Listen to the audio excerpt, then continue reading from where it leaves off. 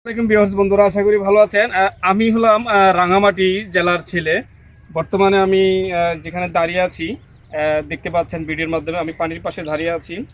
এখানে বর্ষা যখন মৌসুম শুরু হয়, এভাবে কিন্তু পানির একটি স্রোত নামে, ঢল নামে। তো এইসব জায়গায় দেখা যাচ্ছে যখন বর্ষা মৌসুমে পানি হয়, যখন পানিটা আপনার উপর থেকে নিচে নামে, তো কিছু অংশ উপর থেকে কিছু মাছ আসে। তখন আমাদের কিছু মানুষ আছে যে মাছের আশা এভাবে পানি এসে পড়ে থাকে। হয়তো বা আমি আপনাদেরকে দেখাচ্ছি, দেখেন যে আমার পাশে একটি ছোট একটা পাহাড় আছে। পাহাড়ের সাইডে যে এরকম গর্ত থাকে, এই যে ক্যামেরাম্যান একটু দেখান তো গর্তটা। এই যে গর্ত থাকে, এখানে অনেকগুলো গর্ত দেখতেই তো পাচ্ছেন। এই যে গর্ত, এই গর্তর ভিতরে বেশিরভাগ অনেকে মনে করে যে মাছ থাকে। মাছের আশা করে অনেকে কি করে, গর্তর মধ্যে হাত দেয়। দেখা যায় তখন একটি ভয়ঙ্কর রূপ ধারণ করে, সেটা হলো সাপ।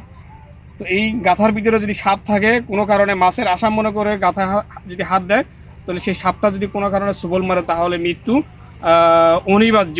যারা ভিডিওটি দেখছেন তাদেরকে বলবো যে বেশি লোভে তাঁতি নষ্ট। তো এরকম যদি আপনারা নদীর সাইডে যদি কোনো মাছ ধরতে আসেন, এরকম যদি সাইডে পাহাড় মাটি দেখতে পান, যদি এরকম গাথা দেখতে পান, ভুলক্রমে আপনি গাথায় হাত দিবেন না।